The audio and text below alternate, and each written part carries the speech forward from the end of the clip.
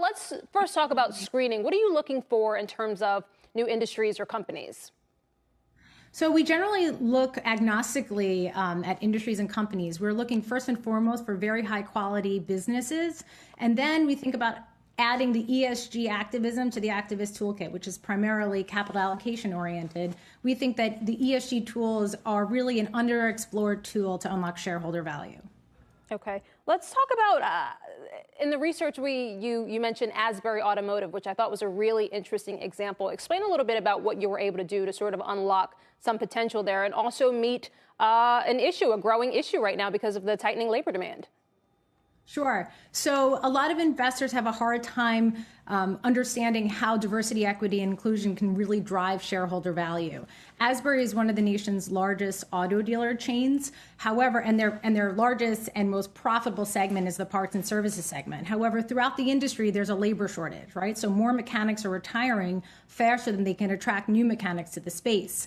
So we came to the table and said, well, you know, what's interesting is you're overlooking one entire candidate pool entirely, and that's women.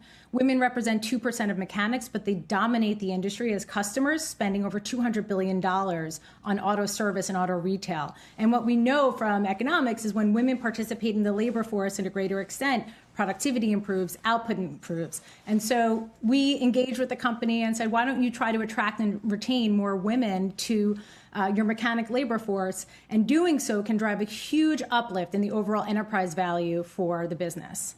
And talk about that endeavor. I mean, was it as simple as why don't you hire more women, which seems pretty simplistic, or were there some changes that needed to happen to sort of facilitate that?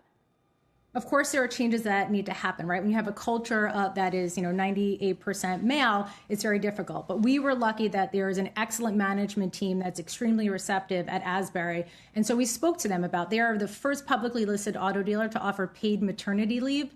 They've gone to a 4-day work week. They're doing 2 shifts per day.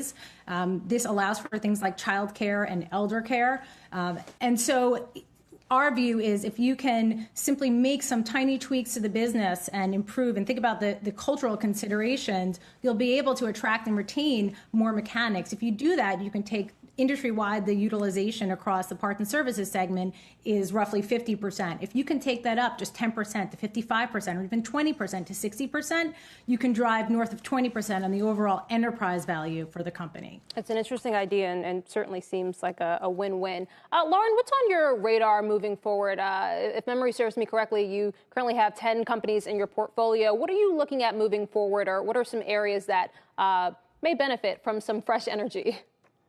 Sure. So we love, we think the environmental theme is here to stay, right? So we love the circular economy. That's our investment in Crown.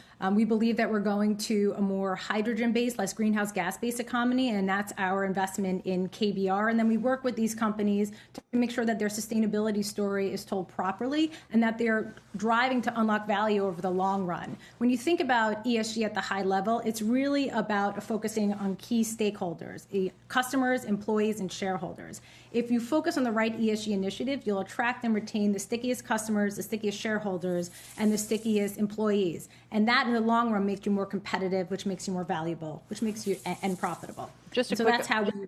Yeah, Lauren, just an observation. We just showed Wyndham there is one of the stocks that you've been involved with, and it's an interesting little thing that you're saying why not have the hotel basically let you keep $5. Help me say this right. If you don't want your room cleaned, the hotel gives you an incentive for that, part of a loyalty program. And so I think something like that can be a really interesting example of a real world environmental impact, as opposed to a lot of the discussions we had yesterday around the problems with, for instance, the carbon credit programs, where it's just really not clear if they're delivering what's promised. Absolutely. So for Wyndham, for instance, implementing environmentally friendly technologies like LED lighting, smart HVAC systems, motion sensor detectors so that lighting and cooling only goes on when there's occupancy, that's helpful because Wyndham is primarily a franchise business, right? They're capital light, recurring revenue, high quality business. Their franchisees, if you can help lower the overall energy bill for their franchisees, they'll have a higher profitability and higher margin. So we worked with Wyndham to think about ways to lower the overall costs for their franchisees. That leads to higher cash-on-cash return to their franchisees, which will make more franchisees choose Wyndham as opposed to another hotel brand.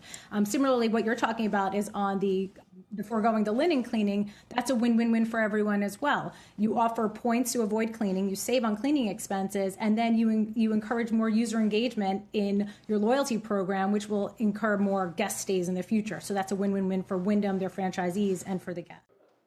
Shepard Smith here. Thanks for watching CNBC on YouTube.